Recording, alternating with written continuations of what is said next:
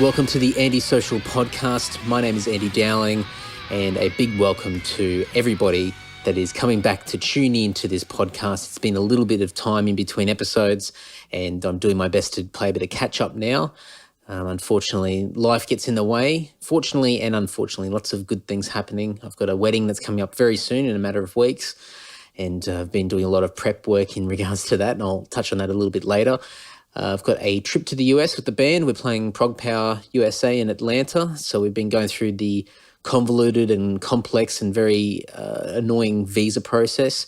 So that's been taking up a bit of time and getting all the final little things organised for that trip. And there's also my honeymoon as well, which will be going for a number of weeks in Europe. So I've been trying to get things planned in advance. So like anything, as soon as you start focusing your attention in one particular area, other areas tend to get neglected. And the podcast, unfortunately, was a victim in this circumstance. So throughout July, it was very quiet, but I'm hoping that I can record quite a few episodes before things get even crazier.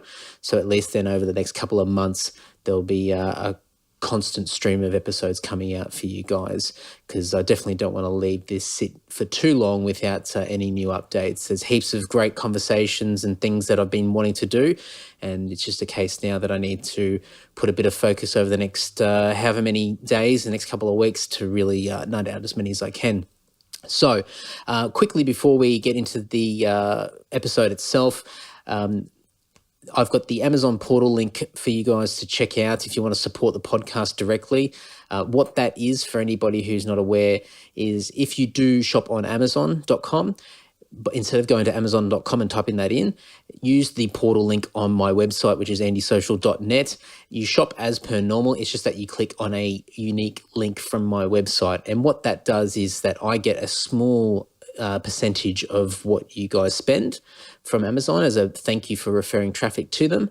And that money goes directly back into maintaining this podcast and my video blog and everything else that I'm doing creatively to try and push all these things that I'm involved with, and the projects seem to increase with volume and size, and I'm doing my best not to get too carried away. But those small things that don't cost you anything more have a dramatic impact on what I'm doing and help self-fund the podcast itself. So if you want, you can go to andysocial.net and click on the Amazon portal link there.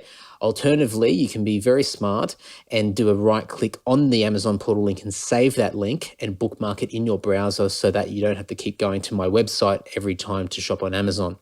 As I said before, the shopping experience is exactly the same. It's just that you're clicking on a slightly different link.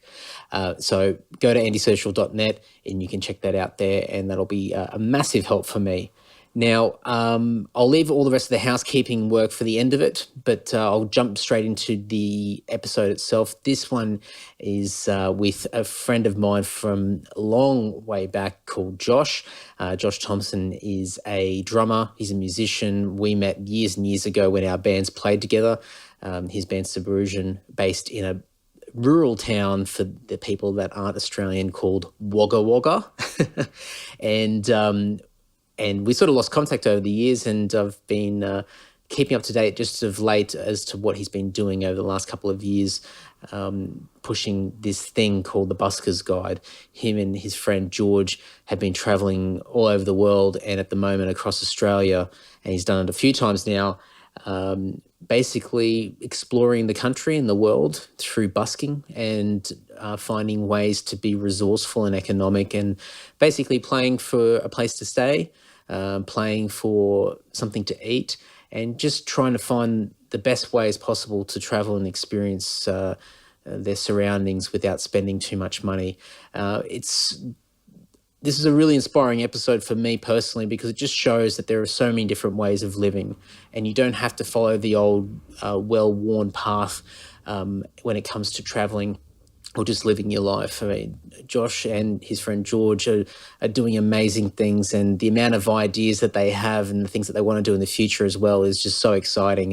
And even while we were talking, I was thinking of all these crazy things that they could do, which would just go so well for them, and I'll have to harass them both and give them my ideas, which I'm sure they really want to hear, but I'll pass it through regardless. these guys have done so much over the last couple of years, and there's more to this than just busking. So if busking isn't anything of interest to you, definitely look at this from a different perspective. This is about getting some life experience, getting out there and seeing that there are definitely more ways than one to explore the world and travel without remortgaging your house or taking out a hefty loan from the bank. It can be done on a shoestring budget. It's not always glamorous, but the results of doing this and the rewards that can come from this are just so amazing. And I'll certainly let Josh go through this and explain a lot more to it. I'll be putting links in the show notes over at andysocial.net, and you should be able to click on them through the podcast iTunes app as well. So please reach out to Josh and George and let them know what you think. There's so many things that they're doing at the moment, creating resources for many other people, just in a way to help and guide other people with what they want to do as far as traveling goes. It's just an amazing thing that they're doing, and I'm certainly not doing it justice with this explanation, so I'll let you guys take what you can from this conversation. So enough rambling from me, as you guys are all well and truly used to, and here's our conversation with Josh. Hello. Hello. How you going? Andy, good, mate. How are you? Yeah, very good, very good. You're all comfortable, ready to rock? Yeah, man. Got a coffee in hand, just kicking back. Nice one. How was the show last night?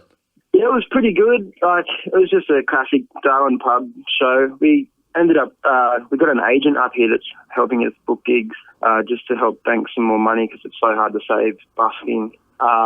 And so we're just playing at like all these, the ALH pubs. Yeah. So they're all owned by Woolies. Yeah. So usually they're pretty damn vibeless and characterless. So, but you know, you get some pretty cool people in, and then you don't get some pretty cool people in. So it was pretty fun to play. But you know, you just get a mix of people that are, you know, it's just one of those. It's more like a work than a gig, I guess. Yeah, for me. you just got to get through it, I guess. It's no doubt there's a lot of characters there. Yeah, you just got to, and it's like every cover band in Australia is playing the same set in every pub every night. You know, it's just like the classic requests like K-San and all those kind of songs. And we try not to do those songs. We try to do like a nice mix of. We have this thing where we try and learn the second most popular song of every band, just because everyone's hearing the same songs. But everyone wants to hear the same songs every night. So you know, it's pretty funny. That's funny because I mean, you would think it's really the demographic of people that are asking for it, but you would think most people would be sick of hearing the same thing over and over again. But it's funny because a lot of, especially when you look at the more metro areas like, you know, Sydney and Melbourne and whatnot, and that sort of cover circuit, those guys make a shitload of money and they're playing the same songs over and over again. But every time I've been in pubs before where, you know, the stock standard cover set list gets rolled out and I'm sitting there watching the band play and the crowd still goes nuts. But I guess after so many drinks, I think, you know, people don't really care what's being played. And if they can remember a song and the lyrics, then they'll at least sing the chorus. And that's about as... Yeah, full on, man, full on. Yeah. You would think they'd get sick of it, but I guess that's the beauty of music. You can just kind of enjoy... It's that familiarity that you know, it's the association you have with the song that makes you like it. Like, you like the melody and everything else, but, you know, you've always got good memories with good songs, or, you know, what you would deem as a good song, as everyone believes they have the best taste in music. So, and I think it is. I remember going and seeing one band a while back who was like an 80s rock and metal tribute band, and they actually had like a really good set. But what they tried to do, and they're trying to be smart about it, is just every 4 or 5 songs sneak in an original song. But it just never works because as soon as their original song came in, the crowd sort of looked at each other and then they walked off to the bar or to the toilet or whatever, and it was like their intermission to go and have a break. And the band's just playing to like 3 people. But as soon as the next popular song kicked in, it was a Poison cover or something like that, everyone's back up the front and there's a couple of people rocking out. Yeah, so they broke that momentum. That's it. Yeah, funny. But we've had a few requests for originals, which is pretty cool. But, oh, yeah, cool. Our originals are pretty far from being what you would call an Aussie pub rock song. So yeah. And I guess with a lot of these places, the people that are going there aren't there to really sort of discover or really overthink things as well. It's more to let loose and just, not think about it too much, and that's about it. So absolutely. And Darwin, I mean, we've been up there a few times to play, and it's certainly an interesting spot.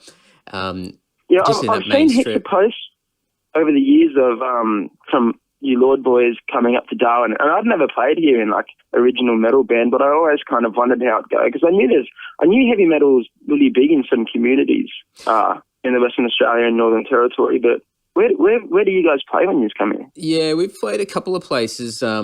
There's one place just down the end of, I can't remember the main road in the main strip in Darwin. I think it's Mitchell Street. Yeah. So down one end is there's like a little cultural centre called Brownsmart, I think, and they have a little theatre there where they usually do plays and whatnot. And there's a stage in there, and we played in there. And then next door to that is a little community youth centre. It's really, really tiny, and that's called Happy Yass. So we played both of those places on the two occasions that we've been up there to play. And there's definitely a healthy scene of young people liking metal and just music in general, because I think it's one of those places, and you would have seen it where you're playing in the more rural areas, there's that segregation over tastes in music isn't really there. People are just excited to see somebody come to town and play. So people will come out just out of curiosity and just have a great time. So as opposed to playing in Melbourne or Sydney or Brisbane, where you've got the people that just like a particular niche genre of metal and stick to that. And you got to try and bridge those worlds. I think it's the most subdivided genre, right? Metal. Bloody hell. It is. And its fans.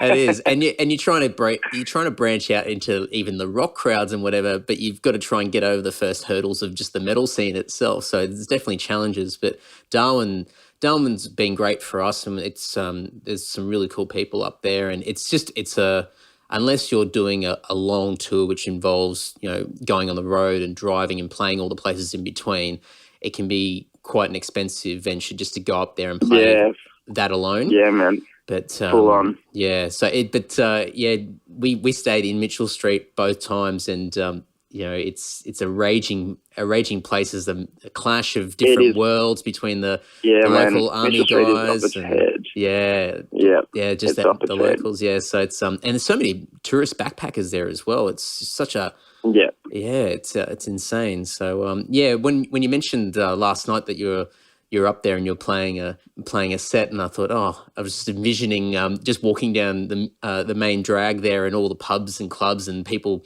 filing out and falling over on the road and getting into fist fights, and the cops are driving up and down the street. I'm not painting a very nice picture of Darwin at night, but no, but it's pretty accurate. Nonetheless, we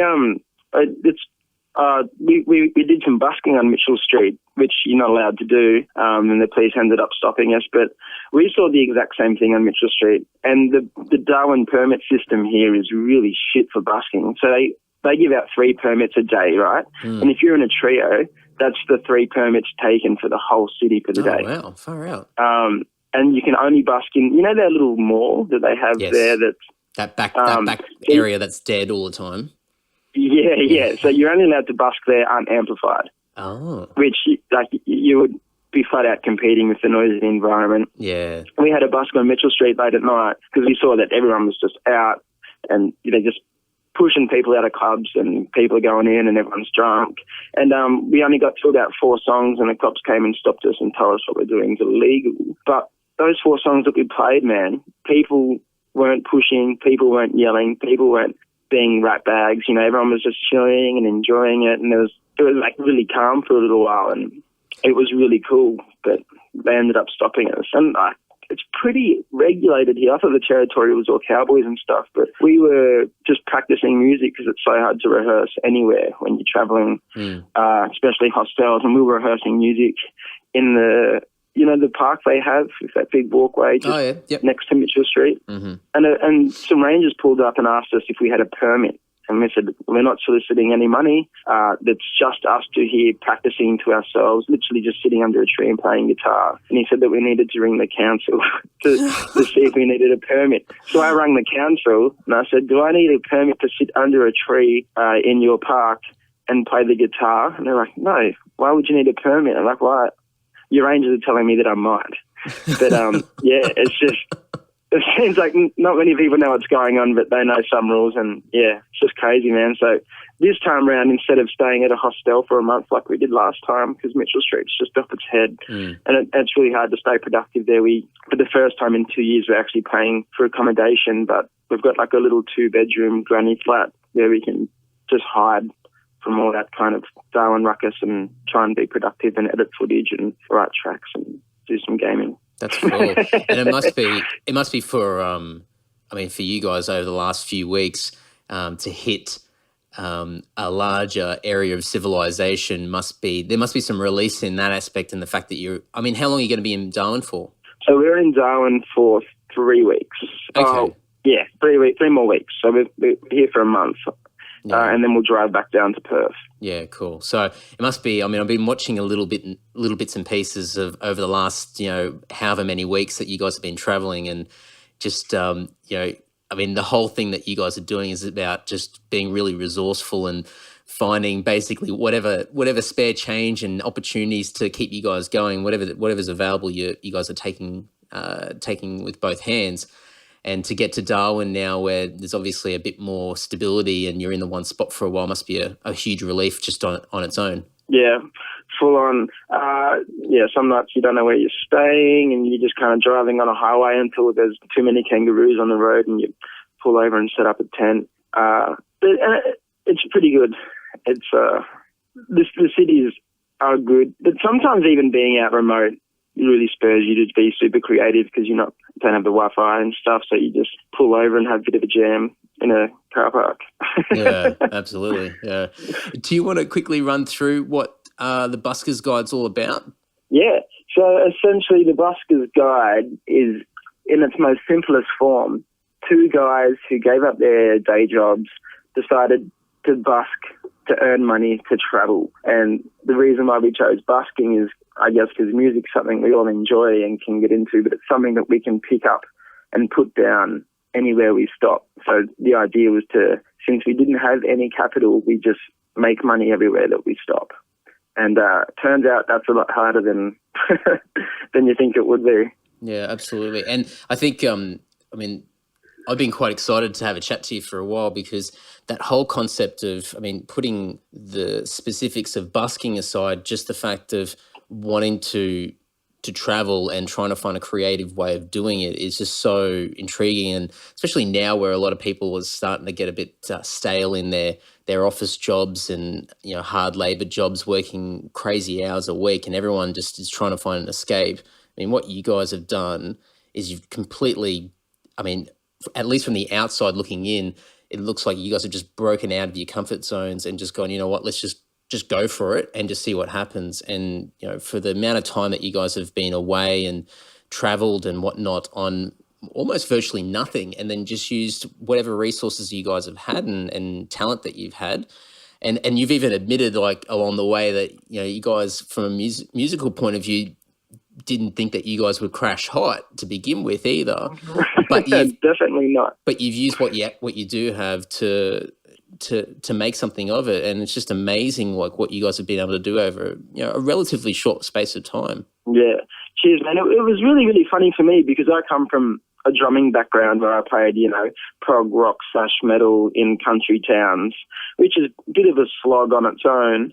And then I moved to Melbourne and was working bar jobs, and I guess I wanted to travel always, but I wanted to do it as a musician. And I guess that's where my priorities were wrong, because there's a million musicians out there trying to be the best musician to create that travel, that the need to go and do shows and the ability to sustain yourself from being at a certain position in a musical career to make travel viable.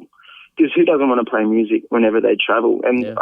I guess I kind of thought, you know what, maybe I should just reverse the two, because why do I have to confine myself to a stage? Why do I have to say, I can only play here if this and this has been checked off the list, and I'm happy and I'm safe and I'm a well-fed boy. And we left as a music duo that knew 3 songs, sorry. We weren't singers. We'd never really sung before. I was a drummer. So I kind of, for a while, I was actually playing the empty hard case for the guitar with sticks and a microphone in it until I discovered the cajon. George knew a few chords and he had some lessons in high school from guitar, but anybody that watches this that plays music, I can guarantee would have a much easier time because they already play music. We just kind of started from scratch apart from, you know, the little bits and pieces you knew before, but even on that level, I needed to reinvent how I played because going from kit to cajon, and the cajon looks easy, and it's just a couple of sounds compared to a kit, but you were reassigning your limbs functions, so that took a bit to get my head around, and to find a way to complement a completely new style of music that I'd never really spent much time playing. I guess I had to start thinking differently, and I actually found that it's made me 100 times better as a musician because now I'm playing the cajon. I've got a little keyboard that I set up and play. I'm doing the harmonica. I just bought a ukulele, and I'm introducing all these things to my ability that before I never would have even considered because I was really fulfilled just being a metal drummer. Yeah, and I think I would assume that you just understand music better in a general sense where you know what works and what doesn't, and I hear exactly what you're saying coming from like a full band background and playing a particular style of music. You can get very good at doing one particular thing, but if any of those elements slightly change, then it can throw you off considerably. So for you guys and especially rocking up to a different place each time where there'll be certain things that you can't use and certain things that you can use, and then you might have to change the type of music that you're playing a little bit, or you've always got to adapt even just in a general logistics way of getting around the country. Obviously, just from a mental point of view, just opening your mind up and just understanding what works in a song and its structure and having to adapt it to a very limited set of people and instruments being used. It's I can totally see how you'd be a much better musician. Yeah, and even learning to sing, my God, that is the hardest thing of them all. Yeah. That is the hardest thing in the world, and that's what you've carried with you your entire life. You know, that a voice, and if you haven't spent a bit of time trying to figure it out, jumping straight into it, I still hate listening to myself. I don't do you ever get used to listening to yourself? Wow, Lucky George is a really quick learner, and he does the bulk of the singing, and I'm on just what I would, I guess, try and pass off as harmonies. Do you find it? I mean, the challenges that you got around singing, is it a combination of the actual physical talent of doing the singing, or is it more of a case of being in front of other people in a very stripped back sense where from my point of view, I'd be feeling extremely vulnerable because you've got people watching you. You don't have a lot of amplification that can sometimes mask a lot of that. And maybe even just that inner judgment of thinking that people are judging you from as soon as you open your mouth. Is there an element of that, or is it more of a case of just the physical challenges of just being able to sing? It's pretty funny that you mentioned the second one. It's definitely, I guess, a combination of the both, but now that you've said it, it's definitely more the second one as well. Yeah. So rehearsing has been one of the biggest challenges for us. On top of building the website, the resource, the Buskers guide, filming and editing all the footage, plus the other little odd jobs we take on as filmmakers on the road, rehearsing to me is intentionally sounding bad until you get that bad sound good. And it's really hard to do that in a space that doesn't offend a lot of people. So because we're mostly in hostels and stuff like that, I can kind of sit and run through scales, in my head voice, but you need to practice how you would play some of the time. So we find that that's why we head out to parks and things like that to just try and make a whole bunch of bad sounds till we figure our voices out. But sitting in front of people, even if I've been doing, trying to do vocal warm-ups for an hour or two, and then sitting in front of people and being completely exposed, as you say, I've gone from the very back of the stage behind 4 musos standing in front of me not singing. And you remember Chanel, the singer from the old band Subrusion, man, the guy can sing. He's singing opera now. Yeah. So like that was always my reference point of, oh, that's what a singer is. Yeah. And I definitely don't compare myself to him now, because you shouldn't really compare yourself to other musicians in that sense, what you get out of yourself. But being in front of people and singing, I've never felt more naked on stage, and that for some reason really bothers me. And I've been able to do it and pass it off for 2 years now, even at the worst of the worst. And I'm a lot better than when I was when I started. But you know what it's like being a creative, man. You know, you're your own biggest critic. So I just guess, yeah, it makes me nervous singing. I would never sing on my own. Still, never. I'm happy to do harmonies and hide there until I can grow what I need to maybe sing on my own. Yeah, and I mean the fact that you've been able to come as far as you have to this point from where you were, you know, a couple of years ago. I mean, there's nothing stopping you from getting to that point where you can just sing on your own in you know 6 months' time, 12 months' time, a couple of years' time, or whatever it might be, because you're going in the right direction. But it's yeah, I mean, whenever I have those horrible reoccurring nightmares, it's always about being on stage and suddenly the band disappears and I'm left by myself and everyone's just watching me and I'm like, oh, what do I do now? Or suddenly like everyone else's microphones turn off and I'm the only one singing and everyone's just looking at me like, oh God.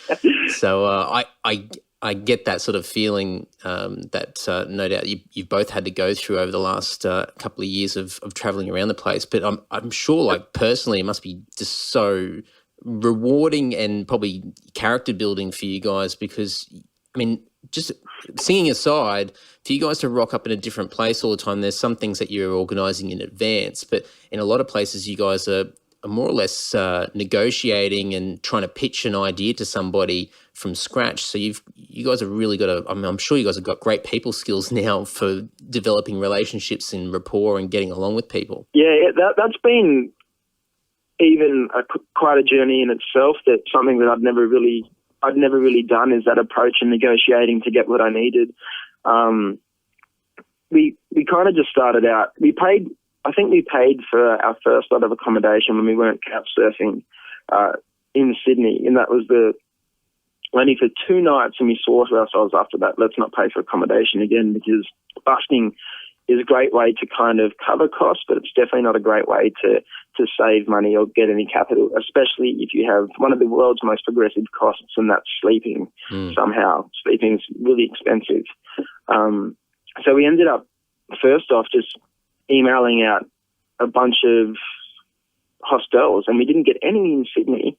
So we got one in Newcastle. So we head north to Newcastle, and we said, can we make you a video for your hostel, a promo video in return for some accommodation? And they're like, that's all cool. They said, we'll play some music in between because it's good practice, and it's really cool playing in hostels because it's all international audience. So there's couches for you to sleep on whenever you go to wherever they're from. And that kind of got the ball rolling for the whole East Coast, where we were predominantly living off making videos for businesses in return for what we wanted. So in Noosa, we made a video for a cafe for breakfast and coffee. We also made a video for the hostel there for our beds, and then they sent us to Fraser Island for free, where we made a video for one of the tour companies. Wow. And we got pretty good at selling videos and stuff, but videos are so time intensive, and you got to try and get all the shots. And our videos are pretty organic anyway. We try not to set up a lot of shots. I like to think of our videos are a good representation of what it actually is, not one of those videos that's trying to sell you the world when really, they've got whatever. But rocking up into new towns where we haven't been able to get accommodation, we've literally just walked into a pub and said, hey, do you guys have any music? If you don't, can we play here tonight for a bed? And surprisingly, that actually works a fair bit. Yeah, right. Like walking in off the street, Mount Gambier at a place called, I can't remember exactly what the pub's called, Commerce. I remember walking in there, and we rocked up to Mount Gambier. We were pretty damn broke. It was Easter the next day, so nothing was open, but we didn't even know that because you don't really have a reference of date or time or day when you're just doing this. And I walked in, I said, can we stay for a bed? And they're like, yeah, that's all cool. They fed us, gave us beers, gave us a bed. We played a 2-hour set, which was shit because we were shit. But they smiled and laughed anyway. And the next day was Easter, so everything was closed. But we'd forgotten. So there was nothing we could have done anyway. There was no shops open. But they gave us an extra night accommodation. And then they invited us to their staff party at the bolo that they were having that day, which was all free food and alcohol. So we ended up just playing lawn bowls and getting drunk with these people that we just met the day before. And they're like, yeah, come play some music on the green. So we went and got the staff and played music. And, you know, we were still as bad as we were yesterday. But it didn't matter.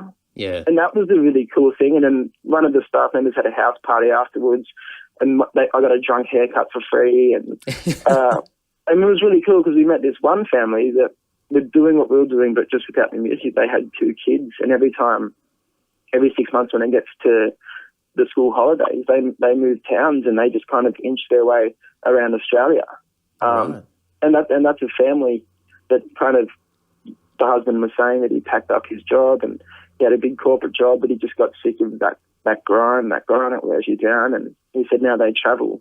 And they've been doing it for 2 years, just inching around the country. And he's like, I love it. I wish we had done it sooner.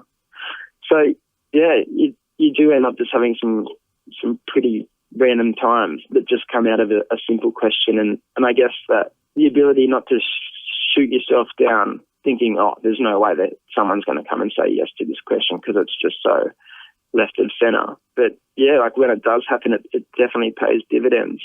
It's one thing that I've certainly... I probably over the last couple of years begun to realise a lot more is just it. I mean, it's the old cliche of it doesn't hurt to ask, but you sort of don't really think about what that actually means. And for the most part, it really doesn't. I mean, in most cases, you got nothing to lose. And as you said before, like you got to get past the internal, negative sort of dismissal and thinking, oh, well, there's no point asking because this is what the outcome's going to be when you don't actually know whether that's going to be the case or not. Yeah. So, I mean, it would have been initially a big sort of comfort zone thing to be just going out of your way just to ask people off the cuff and see what they can do to help. But as you said, I mean, it does pay off at times, and it's certainly done a great deal for you guys over the last couple of years. Yeah, and like it definitely was. It felt like a massive hurdle, and it even resurfaces now occasionally when I think to ask somebody or anybody something, and I think, oh, who would say yes to that? And then sometimes I think, well, if someone asked me, even if I couldn't say yes, I would probably try and help that person by finding someone that I knew that would. And I think, well, I'm like a lot of my friends because they're my friends, so I guess there is someone out there that's going to say yes.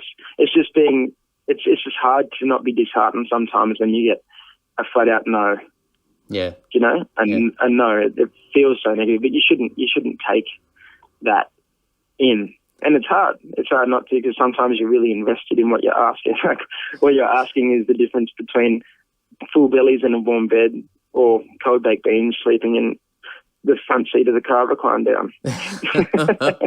And I guess that's something that you have to go through in advance as well. I mean, I've always done that when I've felt that I've been a little bit vulnerable and I've gone to ask somebody for help or advice or something that might, in my mind, think that I'm asking someone to overcommit. But I always think, well, what's the worst case scenario? And usually the worst case scenario is a no.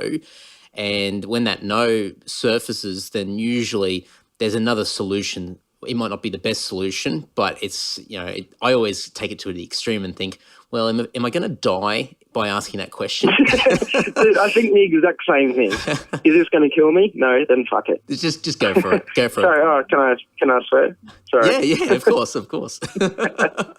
Yeah, so it's funny though, because I don't think we give ourselves an opportunity to even get to that point of asking, like speaking to ourselves like that and thinking, well, really, what's going to happen? Is the world going to fall apart? Or are we going to die if we do that to make that action or ask that question or whatever it is? And then 9 times out of 10, nothing bad is going to happen. It might just mean that you're left with nothing, but in most cases you've got nothing to begin with. So it's better. Right. It's better to give it a shot. this just isn't situational to us. Like, every man would come across this problem pretty often. Every woman, every person. And I think it's like we've kind of lost our sense of community along the way as people. You know, I feel like as I travel and as I meet people from all over the world in different parts of the world, I'm like, we are so alike. You're just like my friend here, and you're just like my friend here, and you're awesome, and you're awesome, and we are so alike wherever I go.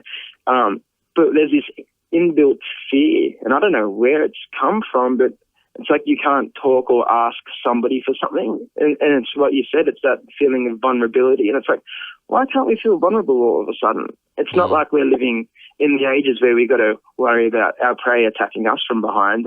Otherwise we don't, you know, and going out and killing something to eat because that's what we need to do to survive. And, you know, we're beyond that. So, but it feels bad. Like, it feels like you can't be vulnerable. And I think you should explore your vulnerabilities, I guess, and get over that. I think that's a really important part of development. Oh, absolutely. And I think, this always pops up in conversation, but, you know, just the fact that most people now, and especially the next generation with their heads in phones and on computer screens and whatnot, it's just that social interaction of standing in front of someone face to face is so much more difficult than it probably was 20 years ago. And, you know, so the common social skills that most people should have aren't as evident now because people just aren't communicating the way that they used to. So, I mean, I see it all the time, and I've experienced it myself, especially for a long time, and probably up until I started the podcast. You know, if someone's calling me, I would just ignore the phone call, and then I'd send a message later on and say, hey, what's up? And just hoping that they send a text message back, because I just don't want to. I would feel that if I was talking to them, and I would feel that if I'm talking to them on the phone, that I'd be too vulnerable, and I would probably agree to doing something that I don't want to do, or I'd be put on the spot and I'd have to make up an excuse for something. And it was just, but there were silly little things, and as a result, I was disconnecting myself more and more from other people. And it's really funny because for me, that's just been in front of a computer for too long, or in front of my phone for too long, tapping away on the screen and communicating with people that way. And as soon as and even going out and seeing people, I had to be drunk to get along with people and talk to people, because that was the easiest way to get over the nerves of having a face-to-face conversation with people. It's just crazy. So it's interesting that you mentioned it. Yeah, and it seems like a more and more common rhetoric. Like, it's pretty true. I scroll on 9gag occasionally. I don't know if you know what that is. It's a meme site. And everyone's always carrying on how they're an introvert. Like, well, I think there's elements of being an introvert in a lot of people, but scrolling and then making a meme about it is like a way of, that's their relief, and saying, oh, you know, it's not my fault, I'm an introvert, everyone's just shit. It's like, no, you're contributing to the overall shit by not being out there and understanding yourself, let alone understanding everybody else. People can be frustrating, but who cares? You know, there's nothing that you can say or do that's going to change it. And definitely locking yourself away and losing those really important social skills that you need to get just about everything you need out of life, you put yourself at a really big disadvantage. But I guess that's kind of the whole, I guess we're in a bit of a funny state at the moment where everything's always someone else's fault, you know. I feel like fewer and fewer people take responsibility for things, and it's much easier just to chuck it online and say, you know, one of those passive-aggressive posts that doesn't name anybody, or that, you know, you always just assume someone's at fault when you read it, except for the poster. Yeah, absolutely. And it's just too easy. It's too easy for people to tap something away, press send or post or whatever, and then walk away from it, and you know, without any consequences of standing in front of somebody and waiting for the reaction. So it's always, you know, the old term, the keyboard warrior. So you can belittle someone and challenge someone online, but not see that person's instant reaction face to face. But if those two people were in front of each other, it would be a completely different conversation. But different exchange altogether. Oh, yeah. Absolutely. But I mean, that's what I see. That's what I love about what you and George have been doing, is that, I mean, obviously there's a massive element of it just being busking, and you guys are creating a resource for other people to do the same thing as what you guys are doing. But I mean, there's such a bigger story behind it, and there's a bigger learning behind it, or so many learnings of just getting out there and interacting with people on just a face-to-face, one-on-one human level, which is, it sounds so silly to say, but it's becoming more and more foreign. It's becoming more and more unique. And I mean, everything goes in circles, or cycles, I should say, and people will begin to find this aspect of living a bit of a novelty, and it will start to come back, and people will be searching for this human interaction again. Whereas at the moment, a lot of people are still so stuck in that virtual world. But yeah, I mean, I love what you guys are doing, in the sense that there's just so many possibilities for you guys in the future. Yeah, cheers, man. Yeah. We do meet a lot of people that say, oh, what you're doing, you know, you're so lucky, or you're so talented. And the whole point of filming everything from day one was to show people how talented we weren't. You know, and building the resource, we thought, well, how do you go busking around the world? Surely there's someone that's doing it already, that's writing all the cool stuff down that other people can use. And we found a lot of people were using music to travel. It's definitely not new. And we found there was a ton of music blogs, and there was a ton of travel blogs. But there was nothing that really tied the two together. Because you know what creative people are like. If you get a few good leads, some of the people feel reluctant to share that information, because it might it might stop their income, their revenue stream, or you know. And I think that's a really sad thing in the creative industry. I can understand wanting to eat and survive and pay the bills, but we just thought, all right, cool. Let's just make a resource that is for not just buskers, but just for anybody that's creative and wants to use that creativeness to travel. So what we started doing was writing down all the cool places that we busked. And then looking online, we found that there's no set permit system for Australia. So not only do they change from town to city, but they also change in between councils of towns.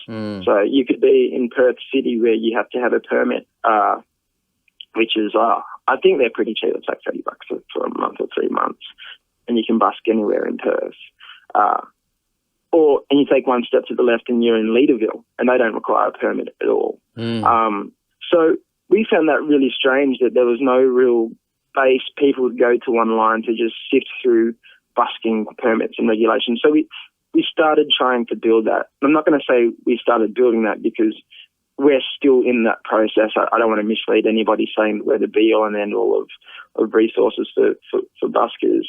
But we thought, cool, all right, we'll start doing that. Hey, we might as well start writing down all the best places to eat for, you know, next to nothing, or at least the places you can pay for food. And then that kind of extended to what we'd already been doing, which was the pay to stay. And this is a really cool thing that we're super proud of. But we were making lots of videos for nomads hostels. They were so cool, and they were always happy to have us in return for a video and for some music. And then as we were progressing just for music, but their marketing crew kind of was seeing all these videos popping up for nomads hostels, thinking, who the hell's making all these videos? Because we're not. And it's awesome. So we got into contact with them and had a chat. And they're a really cool non-top heavy company, which is, you know, really refreshing, because you can approach them how we're approaching each other now. They're open to this kind of conversation. And we have this really cool idea called Pay to Stay. And essentially, there's an email address now called buskers@nomadsworld.com. And any busker, any musician from anywhere can find a nomads hostel and send that email address an email saying, hi, this is me, this is what I do, here's some example of what I do. And they can apply to pay for their bed all over Australia. That's cool. Nomads just bought X-Base backpackers, which makes, which almost doubles their buddy, how many backpackers they have. So now here's something that not just buskers that are traveling nomads, like you could use touring musicians around Australia. You could be a fire twirler, you could be an acro yoga instructor, you can be, you know, whatever you are, an interpretive dancer. Like, it'd be a hard slog, but you know, it's still open to them. But you can apply to pay for your bed. And like, one thing that I always found, as you would find, it's hard moving a lot of cogs in a band to get them from A, B to C without spending a lot of money. And I thought, well, this is probably a pretty cool way for a lot of musos to maybe, you know, I'm not saying you should pack up your stuff and live your life as a nomad and play music because it's a happy-go-lucky world. But hey, if this can turn 0 tours a year into 1 mini tour a year, then that's really cool. That's getting more music out there. That's putting more music in more places. That's giving musicians an opportunity to play to that international audience that are backpackers. They usually don't have money to buy CDs, but who cares? Yeah. You know, you're getting a bed and then you can go do your show the next day or later on that night. Yeah, absolutely. And it depends on what the purpose is and what you're trying to achieve. And I think it's just such a healthy thing to have for people that are creative and just for people that are staying at these places as well. I mean, I think it does great things for tourism. I mean, to have more music in the area, and going right back to what you said right at the start about where you guys managed to sneak in a couple of hours or not even a couple of hours, a few songs worth of busking before you guys got pulled by the cops in Darwin. I mean, the psychological impact that you can have on people around you just by putting some music in the background, it's so understated because, I mean, you see it everywhere and it's especially now, and I mean, I always reflect back on Sydney and how restricted things are here and what that's done to the entertainment industry and just our social culture here. And it's not a great spot. And I think just to have something where you've got a circuit of resources or places where people can go around and get that creative output to be able to express to other people, but also for people to be staying in these areas and be accompanied by music, it's such a massive, it's a healthy thing for the mind. Yeah, absolutely. And like we sometimes get the occasional email or message from people. It's mostly circle buskers, actually. We've found they're definitely the most territorial kind of artists that we've ever come across. What are they called? You know, the circle buskers? No. I definitely don't want to point them out because we've met a lot that are unreal, but we have found that we've had, I guess because it's a lot harder for circle buskers to get a space to perform because they require a lot more space. What are they called? What's an actual circle busker? Circle buskers. So they're the buskers that might do the juggling or the fire twirling or those bigger kind of shows, those really big interactive shows. And they're all unreal. They're all phenomenal artists and troubadours and stuff like that. But we have I guess some have found us quite abrasive before when it comes to, because it's so hard for them to get a pitch and then they think, well, now every man and his dog is going to be out busking. But, you know, this is only going to appeal to those people that would probably find a way of doing it anyway. But we have a bit of a social conscience with this. And so most of the venues that we put up and apply, put up on our website and stuff like that, they're venues that wouldn't normally have a budget for live entertainment. So what we're doing is putting music in a space that wouldn't get music. Not only that, we're not undercutting any other musician because we know how hard it is for musos to get work a lot of the time. So, you know, we try and have that kind of ethical approach to it as well. There's no point oversaturating a place and then maybe a venue thinks they get a clever idea. It's like, oh, why pay a musician when we can just get buskers in? Yeah, absolutely. And I think the cool thing about it is that it's not the be-all and end-all, but it's an amazing starting point for most people that probably don't know where to start. And once you get into the swing of things, then you can see the possibilities and start thinking outside the box to go, you know, okay, so that model works in that aspect. Now, what can I build off that, and what other people can I approach to try a similar concept or add a bit more to it where, you know, there might be a little bit more money involved or whatever it is. But I mean, it really boils down to what you guys have been doing in the sense that you're approaching people, you're asking people, and you're trying something that's not an existing concept or model where, you know, hey, we're musicians, we need money, pay us to play, and then we'll go off on our merry way afterwards. You're trying a more of a bartering system, and the result of that is that you guys get to travel, you get to talk to people, you get to learn and grow and experience, you know, the country or the world, depending on where you are, and everybody around you. So for you guys, and I'm only just making an observation from my side, but obviously the money is important because it keeps you guys going, it keeps you guys alive. But I mean, there's obviously, and it appears to be a bigger aspect to this, that you guys are getting just so much more out of it than just trying to find a way of making some money. Yeah, and it's funny that you mentioned that it's works like case by case. That it does. It's definitely an awesome starting point, because we've even found now, going around the circuit using our own website to remember all the contacts and people that we'd met. Some of it we were actually, we were on to that next stage. We're on to this stage where for the West Coast we've had 2 agencies helping book us gigs. So it's definitely not something that you have to stick to. It's like, do it once and you meet the right people, because you put in a lot of the right places, or you're just exposed to more people that you wouldn't normally be, and they will lead to the next thing. So right now we're able to afford to rent a place for a while, instead of having to live out of a backpackers and play twice a week, which is awesome. But because we did that last time, we were able to meet the right people to move on from that this time. So even just as a stepping stone, I guess I couldn't recommend it enough. It's really well thought for us, I guess. And we made it. Yeah, absolutely. And as you said before, I mean, and you mentioned last night as well, is that, you're giving these resources away to people. You're making it easy to access and free, and as you said before about, other creative people that are very reluctant to give away the secrets or the resources that they have, in fear that they'll lose whatever they have. And I mean, it's very cliche, but the more you give, the more that you get. And I think that you guys have got the right outlook on it, where, provide as much as you can to people, and in return, in a multitude of different ways, you'll get things back. And it might not just be a financial thing, but it just means more opportunities, which you guys are certainly getting. And just opens the world up. Definitely comes back. Yeah. Sharing definitely comes back, man. So so far we've done this for 2 years.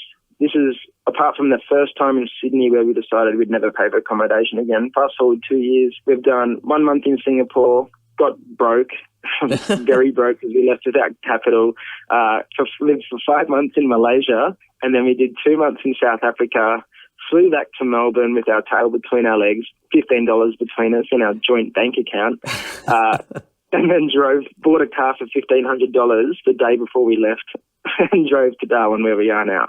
It's incredible. I mean, you mentioned like tail between your legs, but I mean, no doubt, 5 months in Malaysia or 2 months in South Africa to me is even crazier. What you guys would have learnt and experienced, I mean, regardless of coming back with $15 in your bank account, the stuff that you guys would have picked up over that time there would have been incredible. Yeah, the people that we met, and we were able to pay to stay in Malaysia and South Africa and Singapore. We were able to pay for our beds. I've always wanted to travel but never been able to, because I've just been a struggling artist, trained with a million other people out there. And it's cool that this kind of afforded me the ability to get what I needed to travel. Malaysia was really funny because we had intended on getting to India by January. India is somewhere I really want to spend a fair bit of time learning and playing music. But we left Melbourne first time around with $800 between us. We just got the car to Kalgoorlie, slept in the car pretty much the whole way except for one of our friends in Adelaide, played a few gigs there, and then just kind of bumped around. And we ended up, first time round, when we left Darwin, which is a year ago, we flew out of Darwin to Singapore with about $800 around that mark still. So Australia is definitely the best place to make money that we've been so far. But in saying that, we haven't been to places that have high disposable incomes either. Yeah. So we got to Singapore and we paid for our beds, and then, we literally ran out of money. We only wanted to spend maybe 2 weeks in Malaysia because we wanted to move on to Thailand, Vietnam, Laos, Myanmar, all those kinds of places. And we ended up staying for 5 months in Malaysia, in Kuala Lumpur, and we opened a bar. Completely illegal on a rooftop in the city. It's incredible. Ridiculous. Yeah. And what is that just from, I guess, from meeting people over there and then discovering, oh, okay, well, there's an opportunity here, even though it's illegal, but to do something, but it's just based on you guys talking and being around, locals over there and just finding an opportunity to make a little bit of extra money. Yeah. So we'd messaged a lot of people in Kuala Lumpur seeing if we could play for our beds or make a video for our bed, and no one got back to us. So we were going to bypass Kuala Lumpur. We thought, we'll stop in for 2 days maybe, and then we'll just go further north. And then the hostel owner that we were staying on his rooftop in fly nets. That was our room, fly nets on this rooftop. And he's like, I know a guy. He doesn't have an online presence, but he's got a hostel. You can pay to stay there. And we're like, cool. Got to KL, played for 1 week. He'd never had music there. He had a rooftop space that wasn't really utilised. It was just a flat rooftop space that had a few couches and stuff. So over the weeks, we started building up all this momentum, and we were getting backpackers in from other hostels. We were packing out this rooftop, playing on 2 crates with our busking set up.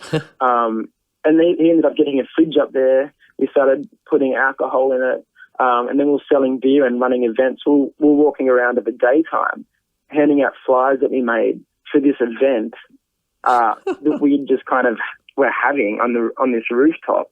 And yeah, we were getting locals, we were getting people from couch surfing events, we were getting other musicians from Malaysia, backpackers from everywhere. And then all of a sudden, they had this old table, so I made a beer pong stencil thing on it and wrote all the rules, because I'd never had beer pong there before. Then they had a dartboard, then they got a slack line, and it just became this really awesome space that people were coming to and playing music and jamming. They were selling beers. I found an old toasted sandwich machine, and I was selling toasted sandwiches in between sets to make more money for five ringgit, which is $1.50. Yeah. So barely making money off it. And that ended up going for about 5 months, and it was awesome. It was awesome. We were doing 2 shows a week, an open mic night, a movie night. We were even doing Texas Hold'em on Sundays for money. Wow. We only won once, I think, so we poured a bit of money into poker. But it was just this really cool space, and the weekend after we left, a few of the people called us, and they were just showing us on their phone the rooftop space, and it was absolutely dead again. Yeah. So I thought that was such a really cool way. I did offer to go with the owner to help him set up just a little cheap PA that he could keep it running. But I thought, how cool is that? We were just in Malaysia, opened up a bar by accident, and we were playing music, and we were connecting all these people and all these locals and everyone. There's all these bars nearby. No one was going to the bars. They're like, this is what I want when I travel. I want a space I can take my shoes off, lay on a couch, drink beers, listen to music, play darts, and just chill. Yeah. And music afforded us that opportunity. And we also had another friend, a hitchhiker that we picked up in Australia that we became friends with. He was in Malaysia and he does acro yoga. So then we started running acro yoga workshops during the day. And it was crazy. It was, I would live on that rooftop if it was like that. But yeah. That's insane. I mean, you could write a book just about that venture on its own.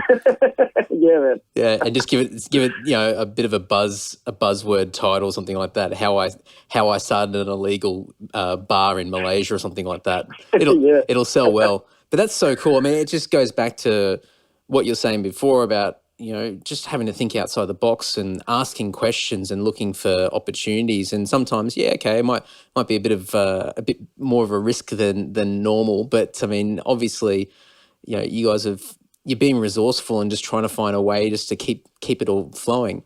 And it's so cool. And it's I hate using the word, but it's inspiring in the sense that it just goes to show that anything's possible. Yeah, man. And there's so many amazing musicians out there. We meet so many amazing musicians on the road, especially while we're traveling, just other backpackers. And with the open mic nights, it's a great opportunity for people to get up and have a strum if they haven't played a guitar for a few months because they've been traveling.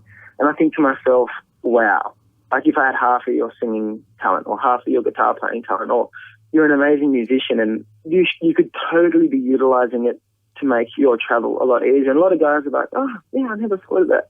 Like you you would kill it, man. You would kill it. But it's just one of those things. Like, do you think you can do it or not? Or have you never considered it just because there's not a lot of things out there that might invoke that train of thought that makes you go, oh, you know what, I'm going to pay for half of my accommodation and pay for the other half. Yeah, most people don't think. Most people don't think that way. I mean, you just look. I mean, I'm like that to a point. I mean, I've only just recently in the last year or so discovered Airbnb, and that's destroyed in a good way my sense of accommodation when I travel around the world, and that's still a pretty posh way of traveling compared to everybody else. And so, I think for most people, you just go with what you've been told, you know, over the years, and what's available and what you can and can't do. And I mean, you guys have shown that there really is endless possibilities of what the outcome can be and what the possibilities are and opportunities. Yeah. And like, we're definitely not saying everyone has to do it, but if we can just, you know, even we've had 40-year-old men messages from America saying, you know what, I watched a few of your videos and now I'm busking for the first time in my life. And I wish I'd done it 20 years earlier. That's cool. And we get other people that are saying, I'm leaving on my journey tomorrow. I watched a few of your videos and now I'm just in the car driving. And, you know, even just for someone to pick up an instrument or to whatever it is they do, or just inspire them to work for themselves a little bit more and develop themselves, opposed to working really hard for someone else and only seeing a little bit of money in return to get what they need. You know, I guess everyone's just trying to make their way. Absolutely. It just opens people's minds up so much more. And you guys are, in some ways, I mean, you guys aren't the pioneers, so to speak, because there's countless people that have been doing what you guys are doing for a long time. But I think you guys probably are pioneers in the sense that you're really making an effort to document as much as you can and share it with as many people as possible. And I think that's what's going to make and is making what you guys do so valuable. And as more people discover and follow what you both do, I mean, that's just going to be more success, whichever way you define it for you guys, whether that be, you know, financial, whether it be just more of a case of just more opportunities and experiences. I mean, the fact that you guys can, and at this point in time still can go, all right, well, we're going to travel to this destination, and without any real end date. It's not like buying a return ticket and just going, okay, well, we've only got a week here and then we've got to come back home because we've got to go back to a job or a house or whatever it might be. You guys are, from what I can see anyway, you're going over there and you're just going to play it by ear. You've got a rough idea of what you'd like to do, but you're flexible enough that if things don't quite go to plan, that you go off on a different path. Yeah, and I guess we are really lucky in that sense that we both don't have wives or children or debt. You know, we're very lucky that we have the freedom to be able to explore it to this level. But in saying that, we do meet a lot of people that have, you know, boxes 1, 2, or 3, or all of them. Yeah. And they're having a try their way.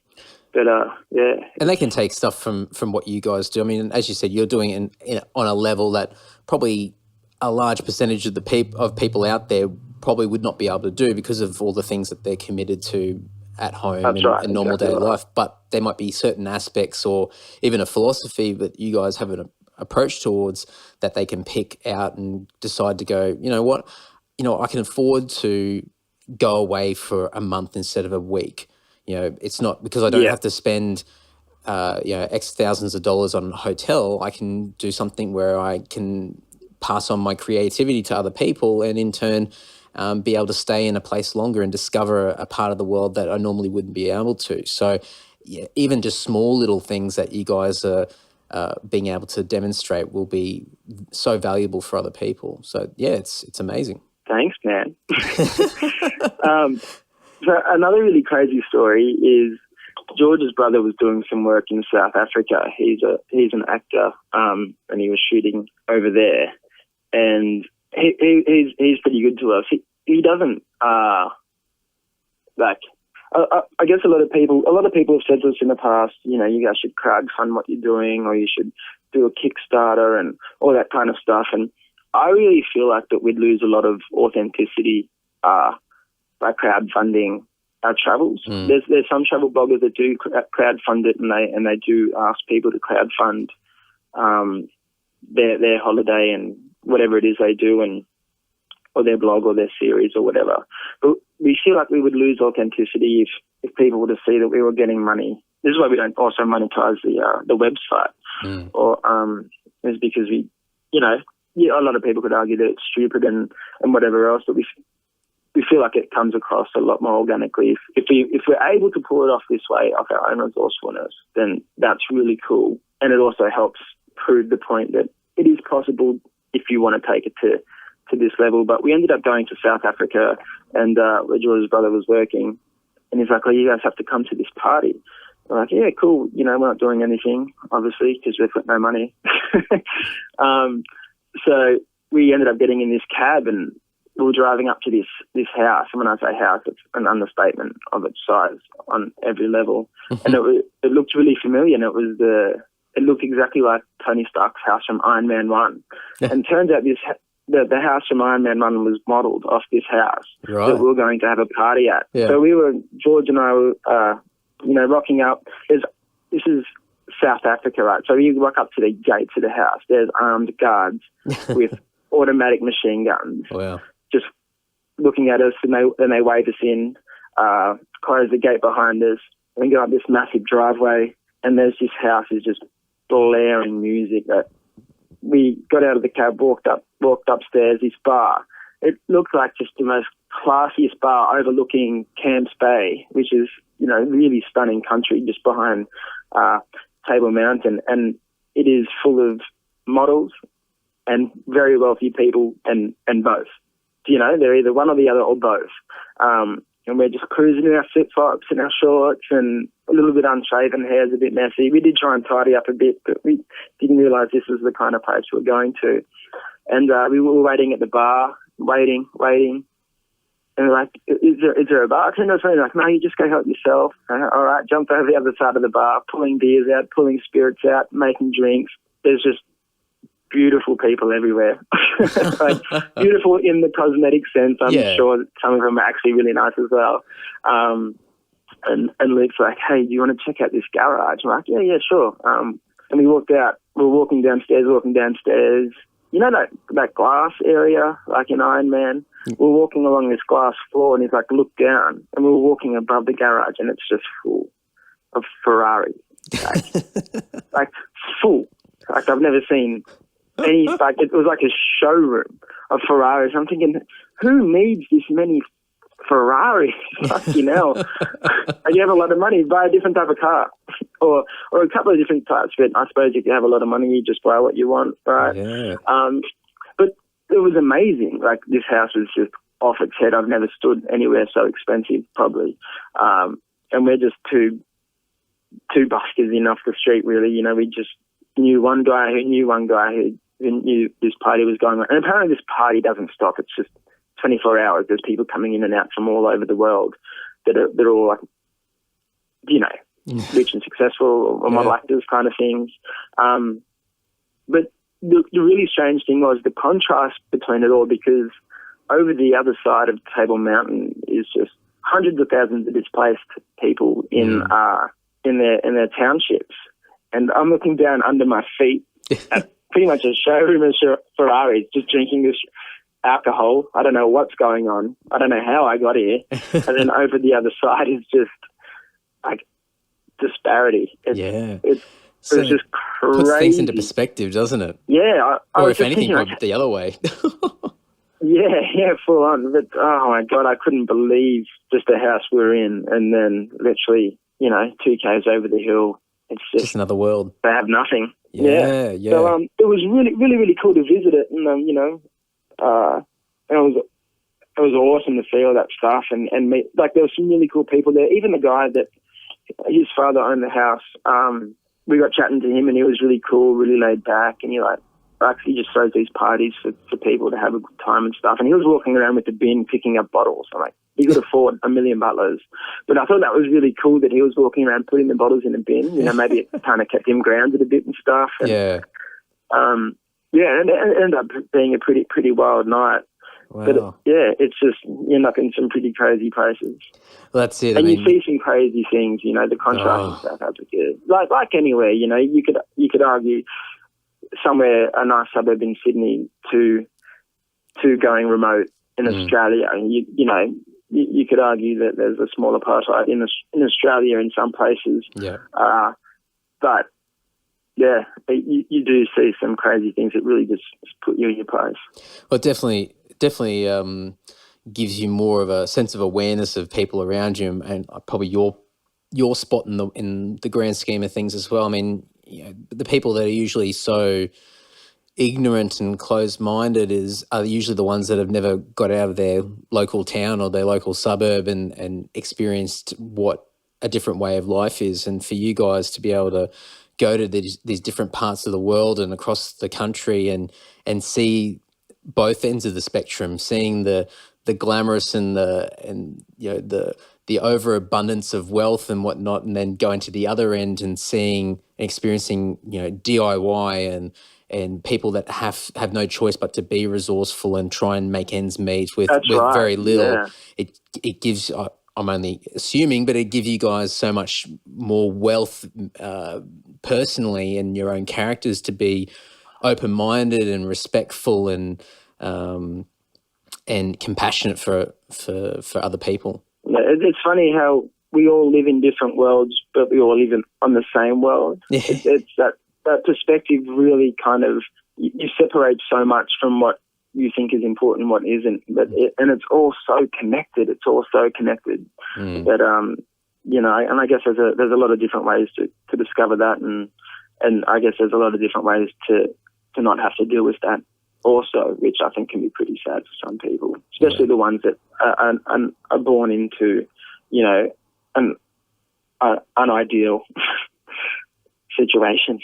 Yeah, absolutely. And I think, for you guys, what you've done and no doubt what you guys will do in the future as well, just that aspect alone of the humanity side of things and discovering yourselves and where you guys fit into the cog of life and seeing people around you. It's just, I'm sure there's a lot of things that you guys will be able to do that will help expose a lot of that to more and more people over time. So it's really cool. My mind's just racing. I'm thinking of all these like cool ideas and thinking, if I was in your shoes, I'd be doing this and this and this. Man. And I'm thinking all these things, and I'll harass you afterwards and give you all these things, and then you can tell me if they're crap or not. But it's just so exciting that you guys are just doing stuff that a lot of people would probably dream or fantasize about. And to be honest, what I think the big message that you've said is that you don't need to wait until the perfect moment. You don't need to wait until you've obtained a certain amount of skills or a certain amount of capital to get started. You just need to get started and just give it a shot. That's it, man. Yeah. And that's with anything, Yep. Everyone's always going to be having birthdays. Everyone's always going to be getting married or having kids or whatever else. There are important things that you need to be around for. Every time I've come back from Melbourne, I've come back because there's been a wedding on. So two of my best mates have been married. And they're the last two weddings I'm ever going to. I come back with nothing and go to these weddings. But I do miss out a lot. But there is no time where something isn't going on. There's no flat period where you're like, well, no one's doing anything important, so I'm going to go and try and do whatever it is I've always wanted to do now. I think it is just convincing yourself that the best time to plant a tree was 20 years ago. The second best time is right now. So, I love it. So I guess now, so you're in Darwin for a few more weeks, and then you head back down towards Perth. So for anybody who's listening who's not from Australia, go and look at that on a map, and you'll see how far those 2 points are from Perth to Darwin. It's a fair drive. It is a fair drive. So what's the next 6 months or the next 12 months look like for the both of you? Cool. So the reason why we're going back to Perth and not flying out from Darwin this time is because we need to go do some interviews for some UK visas. Okay. So originally the plan was, but it's getting a little bit too late now in the year, we were going to walk the Camino in Spain. And if not many people are sure what that is, it's the Camino de Santiago. And it's an 800-kilometre walk that the pilgrims used to do, I think from the south of Spain to the border of Spain and France. And essentially there's this really cool book that's kind of written about it called the Pilgrimage.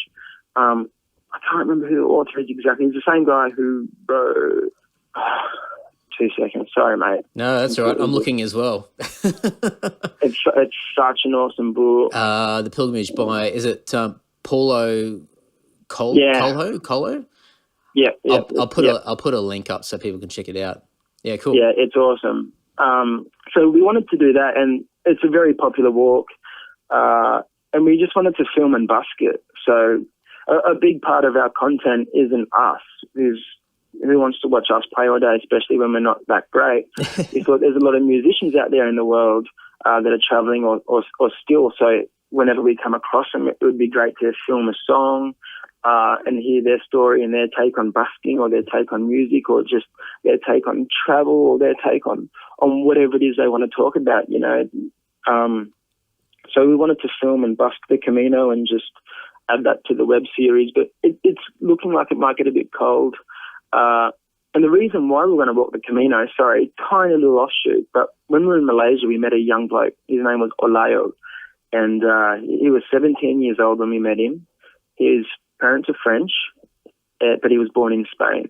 Now, he, as a 17-year-old, rode on a push bike on his own 6,500 kilometres from France to Iran. Wow. Through the Middle East, France to Iran. He flew to Malaysia when it was too cold in Iran to ride. Turned 18, we threw in the biggest party ever on the rooftop of a bar that we somehow owned. Not owned, but, you know, running. Yeah. And then when it warmed up again, he rode from Iran to West China, I think another 6,500 Ks. Wow. Before flying back to Spain.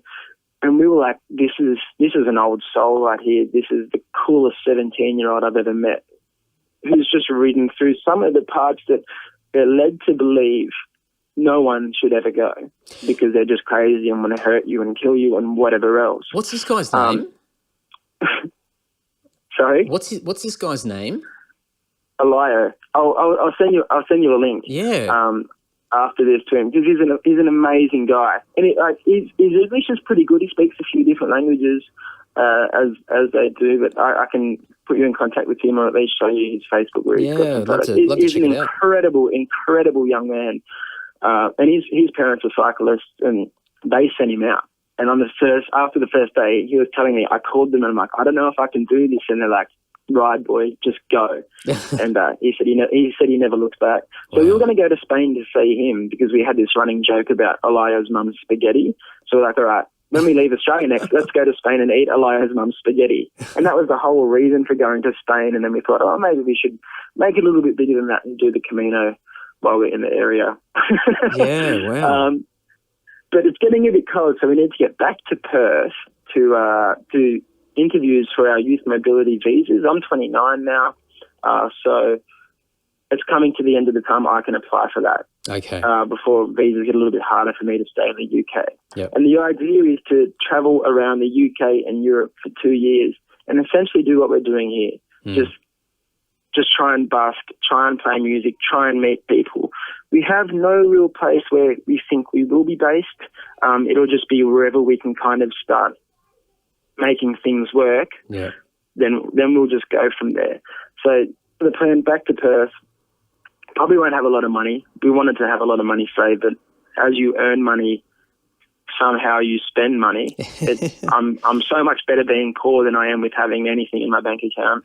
That's funny, isn't it? It's just relative. It is. I can't seem to defeat it. I don't think we can. and then I guess the UK, Europe for a few years, and we'll try and build the Buskers Guide into a more community-based resource because we obviously can't learn everything about playing music everywhere. Things change, so they need to constantly be updated. And as we're starting to write original tracks now, we want to start separating ourselves as musicians from the resource. Yep. So the resource can, like, if it ever comes to a point where we're outgrown it or what we're doing doesn't fit into the theme of the Buskers Guide, then we can see that and say, okay, cool, this is awesome. Maybe some new people who want to film web series about them busking around the world can start adding to it, or a whole bunch of people can start filming and adding and all that kind of stuff, and just try and build that really cool resource that everybody can use and tap into for the benefit of everybody, and then I guess go back into original music after playing covers to earn the crust for so long. That's cool. There's definitely a bigger picture to what you guys are doing, which is awesome. I mean, Buskers Guide can be just one small aspect of what you guys are planning to achieve or create and whatnot. It's just one little offshoot over time. So it's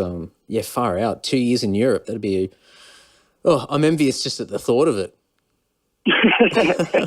Yeah, it's really cool. I've never been to Europe before. I haven't travelled until I started doing this. So I'm so fulfilled and in love with what I'm doing right now, because it's just showing me so many things that I don't think I ever could have had my shit together enough to afford a 2-week trip to Europe. You know? Oh yeah, absolutely. And you're lucky because you haven't travelled until you've done this. You're seeing everything with fresh eyes anyway, which most people, I mean, I remember the first time I went to Europe and, we were touring and playing, music in a band and whatnot. So we're staying in hotels and, the typical traveling around airports and whatnot. But I mean, even that for me with fresh eyes at that stage, my world just opened up. I just realized, wow, there's just so much more. But I mean, for yourself and what you've been able to see so far, on a level that's just so different to what most people would experience. I mean, you just learn so much more. You just take away so much. So I think for you, when you do eventually get over to Europe and you start your 2-year journey, just seeing it from a perspective that most people won't, will just, I can't even begin to imagine how great that would be. Yeah, man. I'm so excited. It's always just been my dream to just travel and play music. And now that I stopped around which one I should do first to make the other one happen, it's been pretty incredible. That's cool. Well, I think the big thing is just make sure you guys keep sharing it with everyone else, and hopefully a lot of other people will be inspired to do something, even if it's a small percentage of what you guys have been doing or will be doing. Yeah. If someone just picks up the guitar again after not touching it for 10 years or whatever it is, then we've succeeded. We've completely succeeded. That's cool. Awesome. Well, I think I'm looking at the time now, and I know that you've probably got some practicing to do. Are you playing tonight at all? We're not playing tonight. It's a night off, which is good. I love playing. We're thinking about going out and having a busk. There's a few markets here. We probably won't busk on with Darwin's permit system, because I'd hate to validate it, because I feel like it's an absolute disservice to hardworking musicians and people that are trying to go out and earn their money their way. So we're trying to do some recording at the moment, which is just dodgy, room recordings. It's a start just to sell demos. But yeah, I've got to service a car. I guess traveling's been cool in one sense, because it's forced me to learn a lot more about the world around me. And now we're servicing our own cars, and which probably isn't, hard for a lot of people. Some people it's, oh wow, I've got to service a car. I don't even know where to start, kind of thing. Yeah. So I'm gonna have a crack at that, so we can get it back to Perth and then sell it before we head overseas. Yeah. Other than that, and game development. I thought it'd be really cool. This is just like a random brain fart, but I've got like a really solid theme planned out and in my head for the original act, Bonsai Beast. And I watch a lot of anime and do a lot of gaming, because it's a great way to save money when you're traveling, because, backpackers, they'll convince you to go out every night of the week if they can. Yeah, absolutely. I don't know where they get the money to drink. They don't have any money to eat. You see them eating the worst food you've ever seen anybody eat in hostels, but they go out every night and get pissed. But I want to start, writing a cool thing for a game and maybe a graphic novel or an anime or something like that, and try and base the characters on just traveling musicians and I don't know, just I guess try and get all those creative things out of me and see what works and see what I can kind of tie in with music and something that's a bit different and cool to release with music. But that's awesome. Yeah, I guess brainstorming.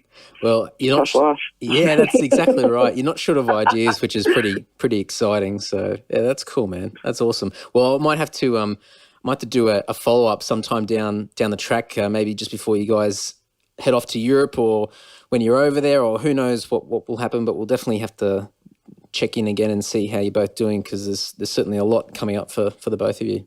Yeah, absolutely love to, man. Thank you so much for having me. No worries at all. All right, well, we'll keep in touch, and thanks so much for awakening and having a chat on a Sunday morning. I'm sure that, as you said, there's always things to do, but appreciate the time that you've taken. Awesome. Thanks for having me. All right. Take care, man. Thanks, everyone. Hope you enjoyed that chat with Josh. If you want to make contact with Josh or his friend George, you can reach out to them via the links that I have in my show notes and on andysocial.net. Alternatively, you can go straight to Facebook and search for the Buskers Guide. You'll find all their details there, and also thebuskersguide.com. It's as you would have heard in the conversation, they're just doing some really amazing things, and it's quite exciting and inspiring to see the possibilities that lay ahead for them as well.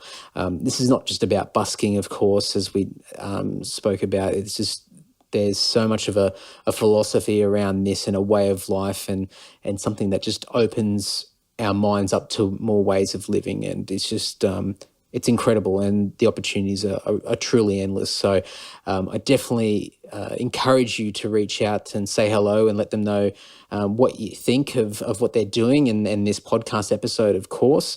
And then we'll play it by ear and touch base with them later on down the track as things continue to progress for them, if I can spit all that out.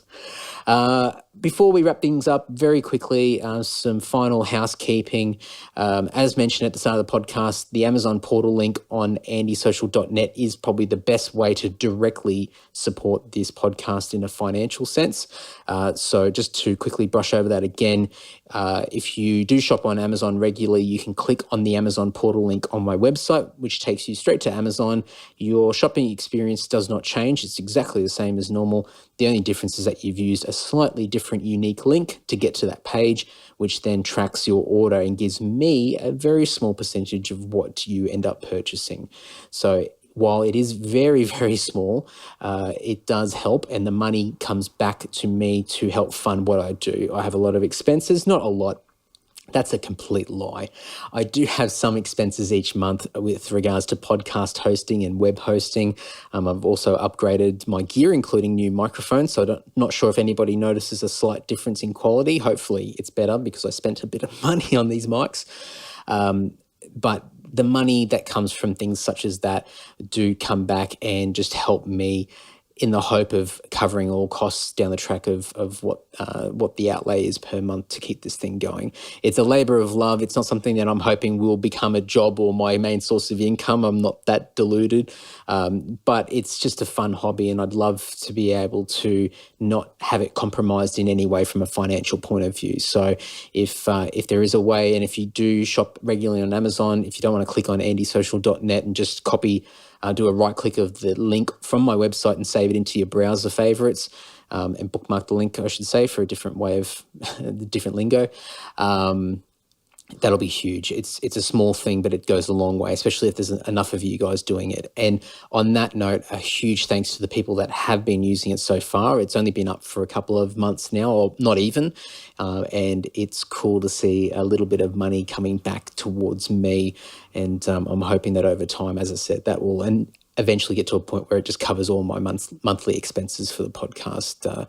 It's a really cool concept, something I'm not used to, and it feels weird to ask for money, but it's kind of not. I mean, you guys aren't spending any extra money. You're shopping as per normal on Amazon, which is a great place to buy pretty much anything and everything. Amazon reward me for directing you guys to them. So, that's there. Quickly, because I know I'm rambling, if you're not an Amazon shopper, other ways to support this podcast, which are so much easier, is simply sharing links, liking, commenting, any way of interacting on social media with the podcast goes a long way. If it's a retweet or a like or one of the little love hearts on Instagram or whatever it might be, it all helps. It all helps get the word out there to more people. And any way that you guys can spread the word is just massive for me. So I do thank all those people that I do see actively telling other people about the podcast and recommending episodes. And for the people that have been reaching out to me over the last couple of weeks asking what the hell's going on because I haven't been putting episodes out, thank you so much for caring. It's nice to know that the podcast has been missed, and just due to everything going on at the moment, it's unfortunately suffered over the last couple of weeks. So I will be aiming to get things back into full swing. I'm going to try and get a surplus of episodes backed up before things really start to get crazy, because I'm more or less going to be out of the country for the most part of 2 months coming up. So I will be recording episodes while I'm away, but I want to make sure that there's still episodes coming out each week for you guys as well. So this is one of many to come. And as always, I just thank you so much for listening and supporting, and just all the positive feedback and even the constructive criticism. It's just amazing to get that interaction from you guys. I can't thank you all enough. So enough of my dribble. There'll be another episode coming out soon. Hopefully by the time this airs, it'll be in the next week. If you're listening to this in the future, hello from the past, and we'll speak soon. Thanks, everyone. Bye.